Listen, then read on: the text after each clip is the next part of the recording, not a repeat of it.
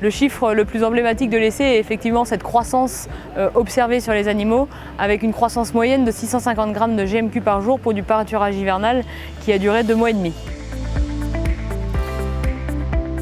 Le pâturage hivernal devient de plus en plus présent puisqu'en fait, effectivement, les niveaux de croissance de l'herbe ont évolué ou évoluent au cours de l'année. C'est-à-dire que de plus en plus, on a une production d'herbe l'hiver et de moins en moins sur la période estivale.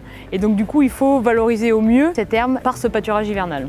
À la Blanche Maison notamment, on observe que la pousse devient de moins en moins présente au mois d'août et septembre. On peut peu ou pas pâturer, à part des prairies riches en légumineuses, alors qu'on peut pâturer quasiment tout l'hiver maintenant. D'où ces essais qui viennent confirmer ce qu'on faisait depuis plusieurs années sur déjà des lots de bœufs.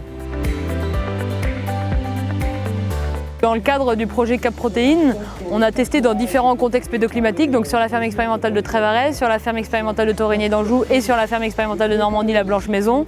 On a testé 3 contextes de pâturage hivernal avec 3 types d'animaux différents et 3 contextes pédoclimatiques différents. À la Blanche Maison, on a eu la particularité de tester 2 modalités de pâturage différentes.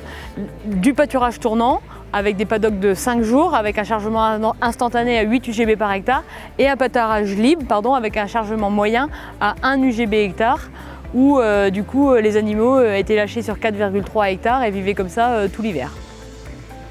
Donc on a observé de très bonnes croissances sur les animaux, ça c'est le chiffre emblématique donné tout de suite, mais aussi des très bonnes valeurs alimentaires de l'herbe et une production assez importante puisqu'on a valorisé plus d'1 tonne de matière sèche par hectare sur la ferme expérimentale de la Blanche Maison. Autre avantage, on a aussi eu une repousse de printemps de qualité puisqu'on a valorisé cette herbe d'hiver et donc on est arrivé avec une herbe de printemps très jeune avec un temps de repousse de 30 jours de très bonne qualité. Donc le pâturage hivernal nous a permis d'économiser à la fois du temps de distribution et de récolte du fourrage qu'on aurait pu distribuer l'hiver et donc du coup des économies d'énergie.